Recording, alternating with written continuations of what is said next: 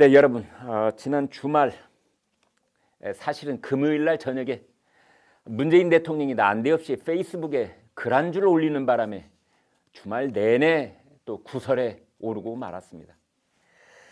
대통령이 본인 명의로 직접 쓴 걸로 알려진 글인데요.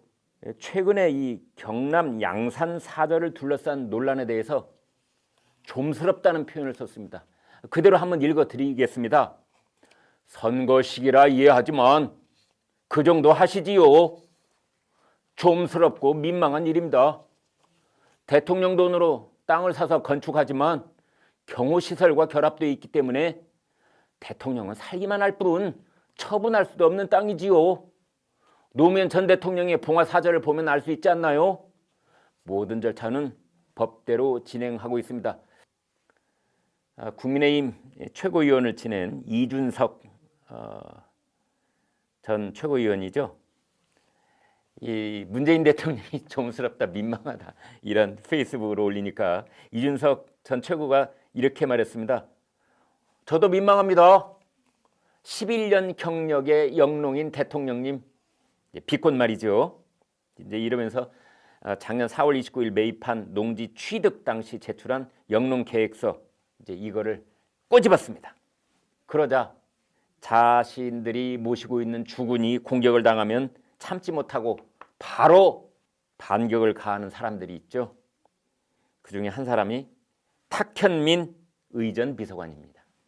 탁현민 의전 비서관이 페이스북에 직접 댓글을 단 이준석 전 최고에게 비판의 글을 올렸는데 그 비판의 글이 사뭇 훈계조입니다. 이렇게 되어 있습니다. 지금 보시는 것처럼 이준석 군은 성년이 훌쩍 넘은 상대편을 비판할 때 군자를 붙이는 건 일본 문화입니다. 사실은 일본 신문에서는 머리가 희끗해진 상대편을 공격할 때도 무슨 군 그러지요.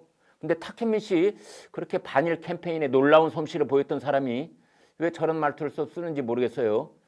이준석 군은 2012년 사과 이후로도 쉽게 바뀌지가 않았군요.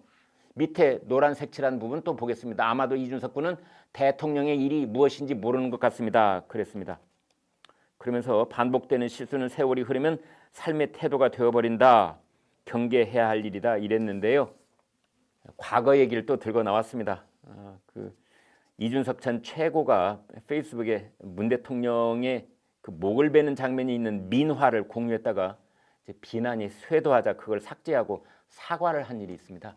이제 그 9년 전 과거를 다시 끄집어 올려가지고 탁현민 의전 비서관이 이준석 전 최고를 이제 훈계조로 다시 반격을 했는데 이준석 군자를 붙였다는 대목이 또 논란이 되고 있습니다.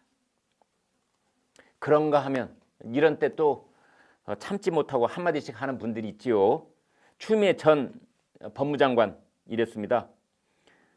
검찰공화국과 부패공화국은 동전의 양면이다. 부동산 시장의 부패에 검찰의 책임이 가장 크다. 그런가 하면 이낙연 전 민주당 대표, 지금은 상임 선대위원장 맡고 있죠. 이렇게 말했습니다. 추미애 전 법무장관이 재직 시절 부동산 범죄를 수사하라고 검찰에 지시했지만 검찰은 아무것도 하지 않았다. 여러분 기억나십니까?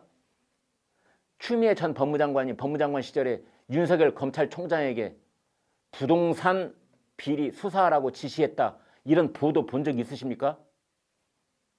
이낙연 전 대표는 본 것 같아요. 제 기억에는 없습니다만. 아무튼 이낙연, 추미애 갑자기 이 두 사람이 검찰 탓을 하고 나섰습니다.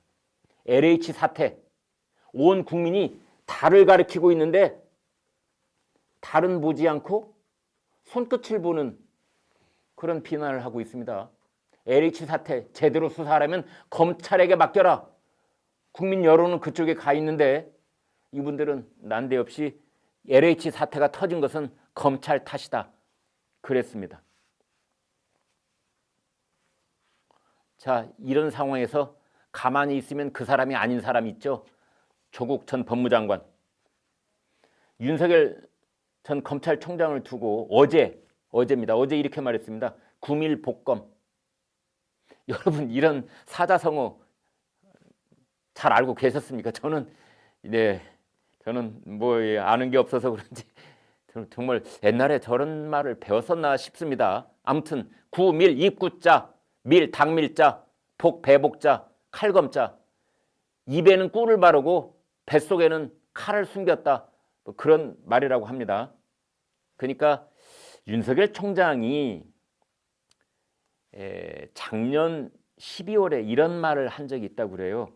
대통령에 대한 충심은 그대로고 성공하는 대통령이 되도록 신념을 다 바쳐 일을 하고 있는데 상황이 그렇지가 않다.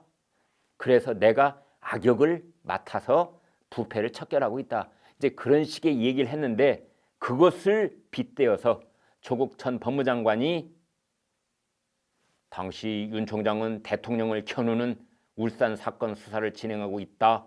총장직을 던진 2021년 3월 4일 이전에는 정치와 거리가 먼 순정과 무역의 검찰총장이었다고 소위 부답 뭐 웃기만 할 뿐 대답하지 않는다 이런 건데요. 그러니까 조국 전 법무장관은 윤석열 검찰총장에 대해서 입에 꿀 바르고 배에는 칼을 품은 사람이었다 이렇게 비난하는 것입니다. 여기서 과거에 조국 전 법무장관이 띄웠던 소셜미디어에 문장 한 줄 보여드리겠습니다. 이런 글이 2016년에 올렸던 게 나와 있습니다. 너무 수준 낮은 대통령과 너무 수준 높은 국민의 충돌. 박근혜 정부 때 올렸던 글입니다. 그러자 이제 그 글을 다시 이제 퍼올려서 화제가 되고 있습니다. 문재인 대통령은 퇴임 후에 이제 어떤 대통령으로 남고 싶으냐, 작년 신년 기자회견 질문이 있었을 때 문 대통령은 그냥 잊혀진 사람으로 돌아가고 싶다 그렇게 말한 적이 있습니다. 여러분은 어떻게 생각하십니까? 사태가 이 지경에 이르고 있는데 문재인 대통령 정말 잊혀진 영농인으로 농부로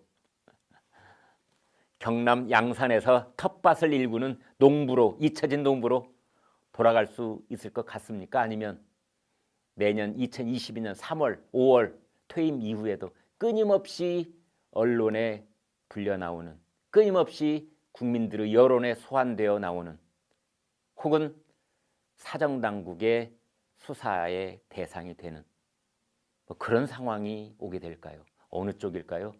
본인의 바람대로 될까요? 여러분 머릿속에 떠오르는 지금 그 생각이 아마 정답일 겁니다. 전체주의의 그림자가